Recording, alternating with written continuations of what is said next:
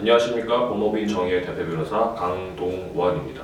오늘은 그 부동산 재개발에 있어서 공탁금을 수령한 이후에 과연 이의 재결이나 보상금 증액 청구 소송에서 불리해지는가에 관하여 논의를 하려 보겠습니다.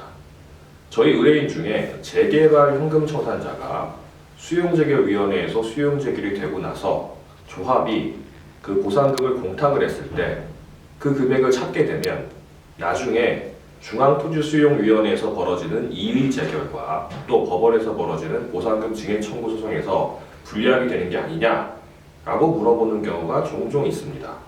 그런데 결론부터 말씀드리면 그렇지 않습니다.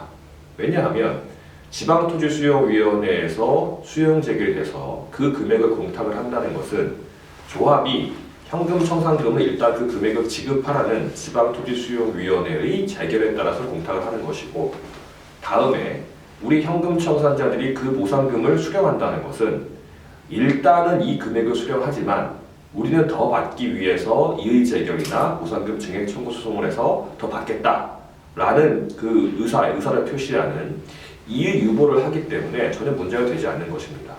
다시 말하면 우리가 1억을 받고 싶은데 지방토지수용위원회에서 만약에 8천만 원이라는 수용재결금을 정했다고 한다면 8천만 원이 공탁이 되겠죠. 그런데 그 8천만 원 공탁금을 찾는다고 해서 우리가 나머지 차액 2천만 원에 대해서 더 청구할 수 없는 것이 아니라 중앙토지수용위원회의 이의재결이나 법원의 보상금 증액 청구 소송을 통해서 더 다툴 수 있는 것입니다. 그래서 이 공탁금을 찾는다는 이유로 우리가 더 불리해지지는 않습니다.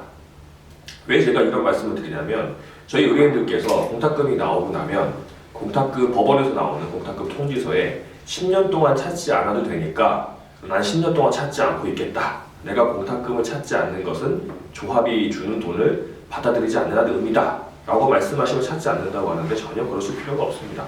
공탁금이 공탁되고 나면 이자율도 0.몇 %밖에 안 돼서 상당히 낮은 이율이고요. 찾아서 그 돈으로 전세를 얻으시든지 다른 집을 구하는데 보태시든지 아니면 은행에 놔두고 은행 이자만 받으셔도 공탁금을 찾지 않는 것보다 훨씬 유리하니까요. 찾으시는 게 훨씬 좋습니다.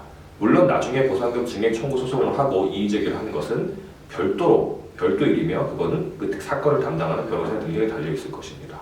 이와 관련해 좀 더 자세한 내용은 저희 법인의 블로그를 확인하시면 되겠습니다.